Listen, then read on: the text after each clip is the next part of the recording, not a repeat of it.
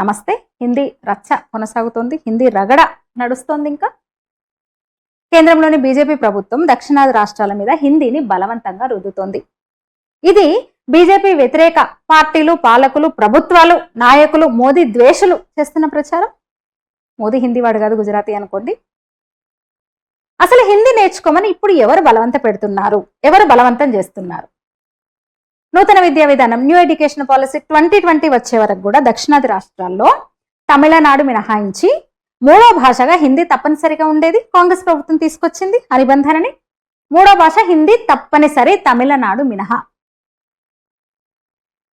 అయితే ఎన్ఈపీ 2020 ప్రకారం అన్ని రాష్ట్రాల్లో కూడా త్రిభాషా సూత్రం అమలు చేయాలని నిర్ణయించింది ఎన్ఈపీ పాలసీ. అది అంటే తమిళనాడు కోసం మాత్రమే గతంలో ప్రత్యేకంగా ఇచ్చిన ద్విభాషా మినహాయింపును తీసేశారు. అన్ని రాష్ట్రాల విద్యార్థులు కూడా ఏదో ఒక మూడో భాష నేర్చుకోవాలి. ఏదో ఒక మూడో భాష, హిందీ కాదు. అంటే గతంలో లాగా దక్షిణాది రాష్ట్రాలు హిందీని మూడవ భాషగా ఖచ్చితంగా అమలు పరచాలి అనే రూల్ తీసేసింది ఎన్ఈపీ. బీజేపీ ప్రభుత్వం ఎన్ఈపీలో అర్థమైందని అనుకుంటున్నా, అందుకే నేను కొంచెం స్లోగా చెప్తున్నాను. తమిళనాడు మినహా గతంలో త్రిభాషా సూత్రం ఉంది, హిందీ మూడో భాషగా తప్పనిసరి ఉండాలి. కానీ ఎన్ఈపీ 2020 బీజేపీ తీసుకొచ్చిన ఎన్ఈపీ 2020 ప్రకారం మూడో భాష ఖచ్చితంగా హిందీ అనేం లేదు. తమిళనాడు సహా అన్ని రాష్ట్రాలు కూడా మూడవ భాష ఖచ్చితంగా ఉండాలి, కానీ హిందీ ఖచ్చితమని లేదు. మూడవ భాషగా ఏదైనా దేశీయ భాష, భారతీయ భాష నేర్చుకుంటే చాలు అని పెట్టారు. అంటే గతంలో హిందీ మూడవ భాష నిర్బంధం, ఇప్పుడు మూడవ భాష ఏది అనేది రాష్ట్రాల ఇష్టం, రాష్ట్రాల నిర్ణయంకి వదిలేశారు. అంటే ఏంటి? దక్షిణాది రాష్ట్రాలపై హిందీని బలవంతంగా రుద్దింది కాంగ్రెస్ ప్రభుత్వం. దక్షిణాది వాళ్ళు 60 ఏళ్లుగా మోసిన ఉత్తరాది పార్టీ కాంగ్రెస్ పార్టీనే త్రిభాషా సూత్రాన్ని పెట్టి హిందీని దక్షిణాదిన బలవంతంగా రుద్దింది. అయితే అప్పుడు తమిళ గొడవ పెట్టి హిందీ వద్దన్నారు కదా, ద్విభాష చాలు మాకని హిందీని ఆపేశారు కదా, అక్కడే మాకు హిందీ వద్దన్నారు కదా. ఆ టైంలో ఆంధ్రాలో, కర్ణాటకలో, అంటే అప్పుడు ఉమ్మడి ఆంధ్రప్రదేశ్లో, కర్ణాటకలో, కేరళలో వామపక్ష మేధావుల గొంతు బలంగా ఉండేది. ఇంకా కాంగ్రెస్ అయితే అధికార పార్టీ, మేధావులందరూ కూడా నిరంతరం వాళ్ళ వాయిస్ వినిపిస్తుండే వాళ్ళు, వాళ్ళకు రాజకీయ గొంతు ఉండేది కాంగ్రెస్ మేధావులకు, వామపక్ష మేధావులకు. అసలు బీజేపీ సోయిలోనే లేదు ఆ టైంలో.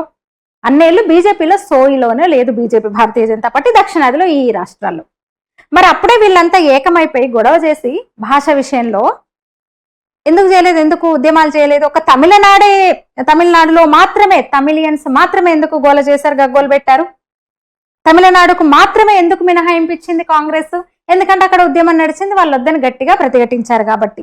మరి మిగతా రాష్ట్రాల్లో వీళ్ళు ఎందుకు ప్రతిఘటించలేకపోయారు? అప్పుడు బీజేపీ లేదు కదా బలవంతంగా రుద్దడానికి, కమ్యూనిస్టు పార్టీలే ఉన్నాయి, కాంగ్రెస్ పార్టీనే కదా. మా మిగతా ఇతర దక్షిణాది రాష్ట్రాల్లో కూడా, మహారాష్ట్రలో కూడా మినహాయింపు ఇవ్వాలని ఆ రెండు పార్టీలు ఎందుకు అడగలేదు?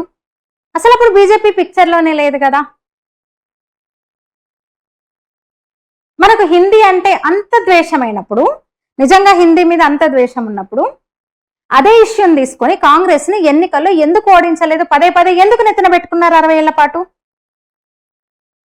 అసలు ఆ హిందీని మన దక్షిణాది మీద బలవంతంగా రుద్దడానికి కాంగ్రెస్ పార్టీ ఇప్పుడు చెన్నై, అప్పుడు మెడ్రాస్ లో దక్షిణ హిందీ ప్రచార సభ పెట్టారు, పరీక్షలు పెట్టి ప్రోత్సాహకాలు ఇచ్చారు. ఈ రాష్ట్రాల్లో పనిచేసే కేంద్ర ప్రభుత్వ ఉద్యోగులకు, ప్రభుత్వ రంగ సంస్థ ఉద్యోగులకు హిందీ నేర్చుకోవడానికి, హిందీ టైపింగ్, షార్ట్ హ్యాండ్ నేర్చుకోవడానికి ప్రోత్సాహకాలు, క్లాసులకు అటెండ్ కావడానికి రోజు వాళ్ళకి ట్రావెల్ ఖర్చులు కూడా ఇచ్చేవాళ్ళు. ఆ క్లాసెస్కి అటెండ్ అవ్వడానికి వాళ్ళ రవాణా ఖర్చులు కూడా భరించారు. హిందీలో కరెస్పాండెన్స్ ఎంత శాతం చేయాలో, ఆ శాతం ఎలా పెంచుకుంటూ ఎట్లా వెళ్లాలో మార్గదర్శక సర్క్యులర్స్ తరచుగా జారీ అయ్యేవి. పెద్ద ఎత్తున హిందీ డే వేడుకలు కూడా నిర్వహించమని ఆదేశాలు వచ్చేవి. అలా హిందీని దక్షిణాదిన బలవంతంగా రుద్దిన కాంగ్రెస్ ని ఎన్నికల్లో గెలిపించుకుంటూ వచ్చారు కదా. దక్షిణాదినెత్తిన హిందీని రుద్దింది కాంగ్రెస్ కదా. ఆ కాంగ్రెస్ ని గట్టిగా హత్తుకొని అక్కున చేర్చుకుని ఎవరు? దక్షిణాది రాష్ట్రాలే కదా. ఇప్పటికీ కూడా 2 రాష్ట్రాల్లో, దక్షిణాది రాష్ట్రాల్లో 2 రాష్ట్రాల్లో కాంగ్రెస్ పార్టీ, ఉత్తరాదంతా కూడా అప్రతిహత విజయాలతో భారతీయ జనతా పార్టీ దూసుకుని పోతుంటే ఇప్పటికీ కూడా దక్షిణాదిన 2 పెద్ద రాష్ట్రాల్లో అధికారంలో ఉన్న పార్టీ ఏది? ఇక హిందీని విపరీతంగా ద్వేషించే, హిందీని అసలు చాలా తీవ్రంగా అడ్డుకుంటున్న రాష్ట్రంలో వాళ్ళు అధికార పార్టీ కలిసి ఉన్నది ఎవరితో? ఎవరికి సపోర్ట్ ఇస్తుంది ఆ పార్టీ? అంటే 2020 వరకు, 2020 పాలసీ వచ్చే వరకు కూడా హిందీ తప్పనిసరి అని అధికారికంగా ఉన్నప్పుడు కూడా నవరంధ్రాలు మూసుకొని కూర్చొని, ఇప్పుడు హిందీని ఐచ్ఛికం చేసినాక, హిందీ ఐచ్ఛికమని ఇప్పుడున్న కేంద్రం అధికారికంగా చెప్తే గొడవ చేయడం ఏంటో చెప్పండి అసలు. ఇప్పుడు హిందీకి వ్యతిరేకంగా మాట్లాడుతున్న పెద్ద మనుషులంతా కూడా అప్పుడే ఉన్నారు. తమిళనాడుకు ద్విభాషా సిద్ధాంతాన్ని, తమిళనాడుకు ద్విభాషా సూత్రాన్ని ఒప్పుకొని మిగతా దక్షిణాది రాష్ట్రాలకు త్రిభాషా సూత్రం దేనికని నెహ్రూను, ఇందిరను, రాజీవ్ను, మన్మోహన్ సింగ్ను నిలబెట్టి అడగకుండా ఎందుకు మౌనం ఉన్నట్టప్పుడు, మౌనం వహించినట్టప్పుడు? ఇప్పుడు ఎందుకు నోరు నెత్తిన పెట్టుకుంటున్నట్టు? వాళ్ళు ఇప్పుడు చెప్పాలి. అప్పుడు మౌనం వహించి ఇప్పుడు మాట్లాడుతున్న పెద్దలు అందుకు కారణం చెప్పాలి. ఆ బాధ్యత వాళ్ళ మీద ఉంది. అంటే ఇప్పుడు బీజేపీ అధికారంలో ఉంది కాబట్టి 60 ఏళ్ల కాంగ్రెస్ తప్పును, 60 ఏళ్ల మన చేతగానితనాన్ని, మన రాజకీయ నాయకుల స్వార్థ రాజకీయ వైఫల్యాలను ఇప్పుడు బీజేపీ మీదకు నెట్టేయాలి.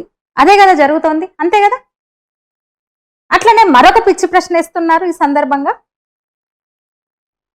దక్షిణాది వాళ్ళు హిందీ నేర్చుకుంటే ఉత్తరాది వాళ్ళు కూడా ఒక దక్షిణాది భాషను నిర్బంధంగా నేర్చుకుంటారా? మరి ఇల్లాజికల్ క్వశ్చన్ అది. భాష నేర్చుకోవడం అనేది, ఒక కొత్త భాషను నేర్చుకోవాలనే కుతూహలంతో పాటు జీవితంలో సౌలభ్యం లేదా తప్పనిసరి పరిస్థితులు, ఇతర అవసరం మీద ఆధారపడి ఉంటుంది, అవసరాల మీద ఆధారపడి ఉంటుంది.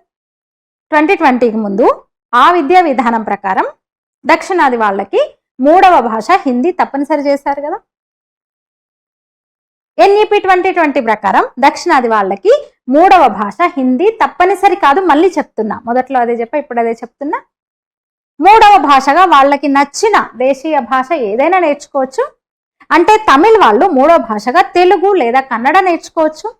అలాగే హిందీ వాళ్ళు హిందీ ఇంగ్లీష్తో పాటు అవి 2 కాకుండా 3వ భాషగా బెంగాలీనో, గుజరాతీనో, తెలుగో, మరాఠీనో, భోజ్పురినో ఏదైనా నేర్చుకోవచ్చు.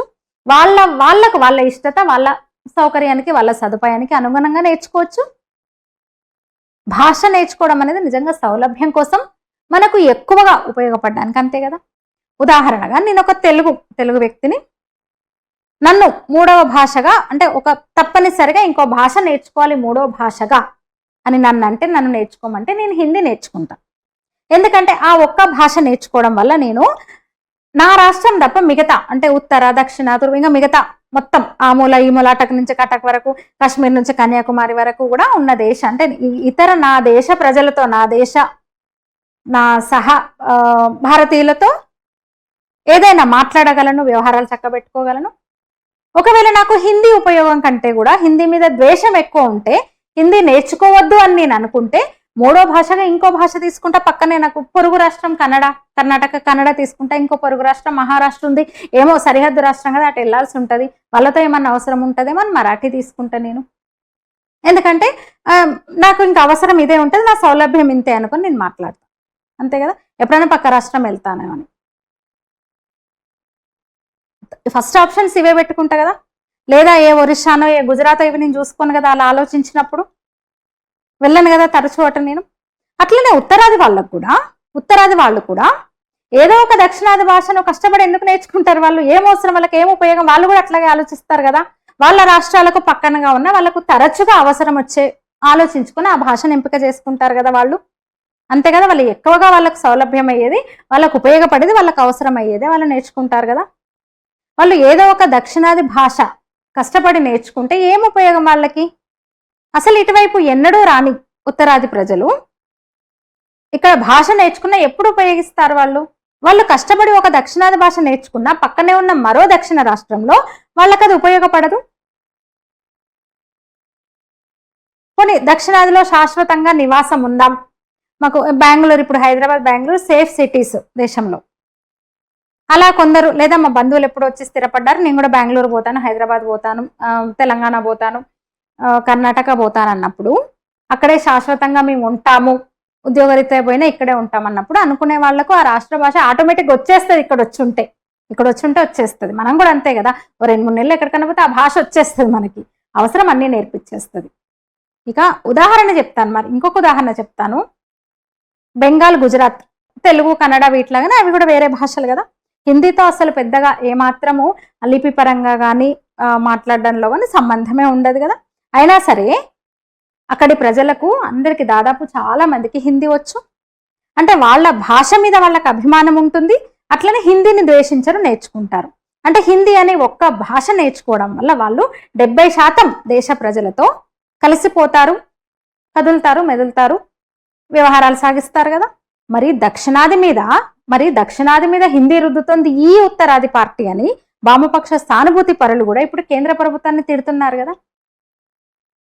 2004-9 మధ్య వీళ్ళ కమ్యూనిస్టు పార్టీల మద్దతుతోనే కదా కేంద్ర ప్రభుత్వం నడిచింది అప్పుడు. మరి ఆ పార్టీ నాయకులు అప్పుడు కేంద్రం మీద ఒత్తిడి తీసుకొచ్చి త్రిభాషా సూత్రంలో తమిళనాడుకు మాత్రమే మినహాయింపు ఇచ్చారు, ఆ రాష్ట్రంలో మాత్రమే ద్విభాషకు ఒప్పుకున్నారు. మరి మిగతా దక్షిణాది రాష్ట్రాల్లో ఎందుకు ద్విభాషా సూత్రాన్ని అమలు చేయలేదని ఎందుకు అడగలేదు, ఎందుకు కోరలేదు? అంటే కాంగ్రెస్ పార్టీ అధికారంలో ఉన్న నాళ్ళు గుర్తుకు రాని హిందీ సమస్య ఇప్పుడు బీజేపీ అధికారంలోకి వచ్చిన తర్వాతనే ఎందుకు గుర్తుకొచ్చింది వీళ్ళకి? అంటే ఏమాత్రం చిత్తశుద్ధి లేని ఇలాంటి పార్టీలు, నాయకులు, వీళ్ళ వాదనలను ఏమందమ్మనా? మీ అభిప్రాయాన్ని తెలియజేయండి.